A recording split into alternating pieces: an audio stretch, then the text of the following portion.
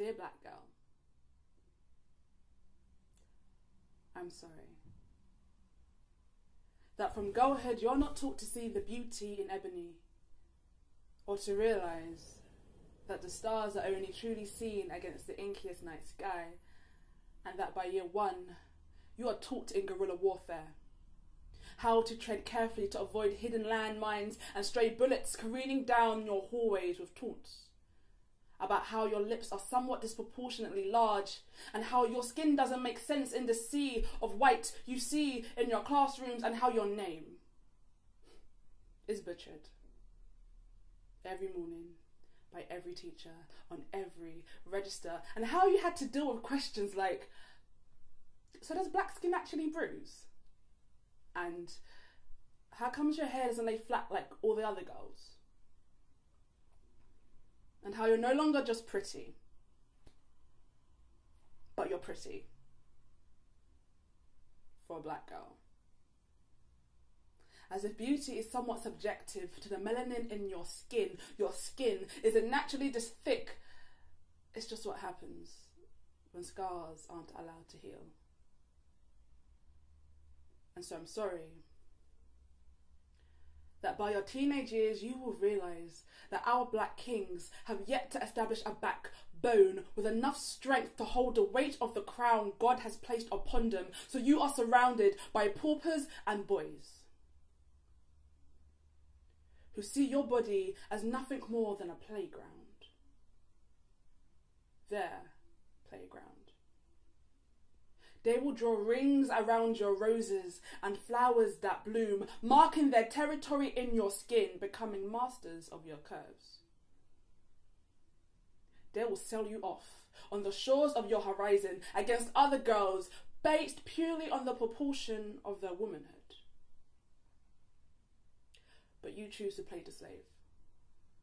You will raise your arms in worship and dance, swaying rhythmically to the bang of dull drums to songs that teach us that we are nothing more than warm bodies, like candles, good for the comfort of only one night, and that our names are far too holy to utter, so we can be called everything else under the sun, and that we are nothing more than female dogs.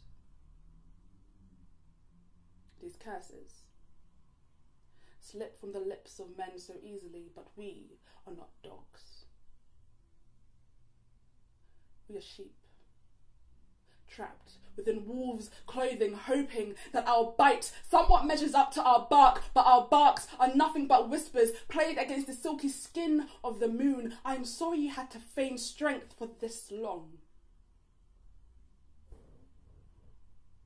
and that your strength is somewhat misconstrued for anger or rudeness or attitude. And that your shoulders are naturally this broad to hold the weight that the world has placed upon you, how you're subconsciously told to hate everything that makes you beautiful. Like how one shade of onyx is somewhat more exquisite than another, and how your hair is unprofessional and something to be ashamed of.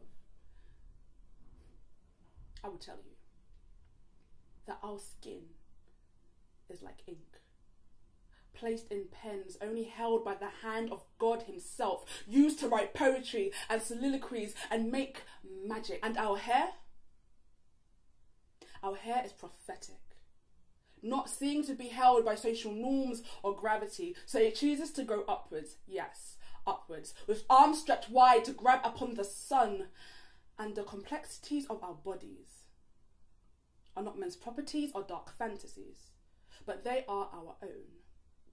And we are not defined by how thick, sexy, luscious or curvy we are. We are defined by the fact that we have a soul and a heartbeat and blood, sweat, tears, this time not of sorrow but tears which usher in the birthing of something new, like dew hanging upon the morning whisper, because, dear black girl, you are